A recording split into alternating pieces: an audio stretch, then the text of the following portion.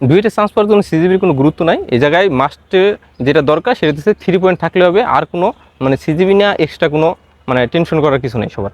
Chance না পাওয়ার দুইটা কারণ, আমার ক্ষেত্রে আমি বলি দুইটা কারণের ভিতরে আমার হইতেছে আমি শর্টে যখন আসি তখন প্রচুর পরিমাণে গল্প আড্ডা, বন্ধু বান্ধবের সাথে প্রচুর আড্ডা দিচ্ছি, সারা রাত ভরে আড্ডা দিতাম, মুড়ি পাঠিয়ে করতাম, অন্যান্য শয়তানি বদমাশি করে সময় কাটাতাম, এই জন্য চান্স হয় না। আরেকটা কারণে চান্স হয় না, সেটা হইতেছে আমাদের শর্টে আসার পরে 1 মাসের একটা গ্যাপ থাকে, সেই সময় আমরা পলিটেকনিকে থাকি, ওই সময় পড়াশোনায় প্রচুর একটা ব্যাঘাত সৃষ্টি হয়, এই জন্য চান্স হয় না মূলত শর্টে। আমার নাম মোহাম্মদ উমর ফারুক, আমার বাসা কুষ্টিয়া, আমি ডুয়েটে ফাইনাল ইয়ারে পড়াশোনা করি মেকানিক্যাল ডিপার্টমেন্ট। বর্তমানে যারা রানিং স্টুডেন্ট পলিটেকনিকে পড়াশোনা করে তাদেরকে অধ্যয়ন মানে রত আছে, তাদের ডুয়েটে অ্যাডমিশনের প্রিপারেশনের একটা সুযোগ আছে, সেটা হচ্ছে পলিটেকনিকে অবশ্যই কোনো না কোনো টিচার আছে যে ডুয়েটে অ্যাডমিশন দিছে অথবা ডুয়েটে পড়াশোনা করছে, এরকম কেউ আছে, অথবা ওই পলিটেকনিকের আশেপাশে কোনো ইন্টারমিডিয়েটের কোনো কলেজ আছে যে জায়গায় অবশ্যই কোনো ভালো টিচার আছে, তাদের থেকে ননের প্রিপারেশনটা ভালোভাবে নেওয়া যেতে পারে। ডুয়েটে চান্স পেতে গেলে ওরকম কিছু প্রয়োজন নেই, মোটামুটি একটা গোছানো গাইডলাইন নিয়ে পড়াশোনা করলে ডুয়েটে চান্স পাওয়া সম্ভব। ডুয়েটে অ্যাডমিশন মাস্ট বি সবচেয়ে ভালো হবে, কারণ হইতেছে আমরা যদি সরাসরি কেউ জব প্রিপারেশনে যাই তাহলে জব প্রিপারেশনের কিছু সূত্র আছে, একক আছে, এগুলো আসলে আমাদের অজানা থেকে যায়।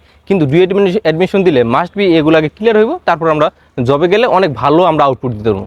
আমার ধারণা মতে আঞ্চলিক কোচিং মাস্ট বি ভালো হবে, কারণ আঞ্চলিক কোচিংয়ে আসলে বড় ভাইরা নিজেদের ভাইয়ের মতন সুন্দর করে গুছায় সাজায় সব কিছু রেডি করে দিবে, তারপরে দেশে একটা নতুন পরিবেশে আসলে একাকিত্বটা এটা বড় ভাইদের সহযোগিতায় কাটিয়ে যাবে।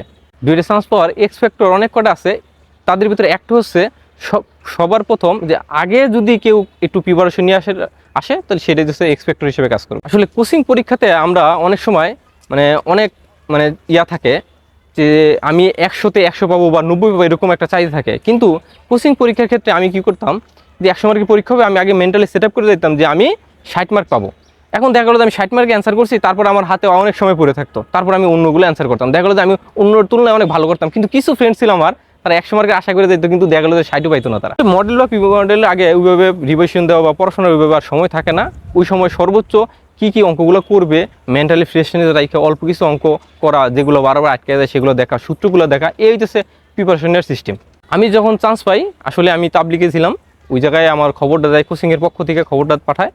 আর হচ্ছে ওই সময় আমি খবরটা দিই সর্বপ্রথম আমার এক বন্ধু শাহেদ সরকার নাম, আমার পলিটেকনিক রুমমেট ছিল, তাকে আমি সর্বপ্রথম খবরটা জানি। আমি ডুয়েটে চান্স পাই সবচেয়ে বেশি খুশি হয়েছে আমার মা, কারণ আমার মা আমাকে নিয়ে খুবই টেনশন করতেছিল, এই জন্য সে ওই দিন রেজাল্টের দিন ঘুমায় নাই। আমি যখন ফোন দিয়েছি সাথে সাথে সে ফোনটা রিসিভ করছে, রিসিভ করে বলে আমি টেনশনে ঘুমাসতেছিলাম না, আমি যখন বললাম সে খুবই খুশি হয়েছে। আসলে আমাদের ডুয়েট অ্যাডমিশনে সবচেয়ে ইজি প্রশ্ন হয় ইংলিশ এবং কেমিস্ট্রিতে, এই দুইটাতে আমরা সবচেয়ে বেশি দুর্বল থাকি। এটাকে দূর করার একটা ওয়ে আছে, সেটা হচ্ছে আমরা রেগুলার যদি অল্প অল্প করে পড়াশোনা করি, যেহেতু আমরা দুর্বল, রেগুলার প্রতিদিন আধা ঘন্টা 1 ঘন্টা করে পড়লেই আমাদের এই দুর্বলতাটা কেটে যাবে। আসলে চান্স পাওয়ার জন্য এটা নির্দিষ্ট কোনো ইয়া নাই যে এত ঘন্টায় পড়তে হবে, এরকম নাই। মেন্টালি ফ্রেশ জায়গা খুব সুন্দর মাইন্ডে অল্প পরিমাণ পড়েও ভালো আউটপুট দেওয়া যায়, তো অ্যাভারেজে 5-7 ঘন্টা পড়লেই হবে। ডুয়েট সম্পর্কে জানতে হইতেছে, আমি যখন 3য় পর্বে ছিলাম তখন আমি জানতে পারছি আমাদের ম্যাথের বড় ভাইরা তখন ডুয়েট অ্যাডমিশন আসছিল, তখন তারা বলছে আমাদেরকে ডুয়েট সম্পর্কে।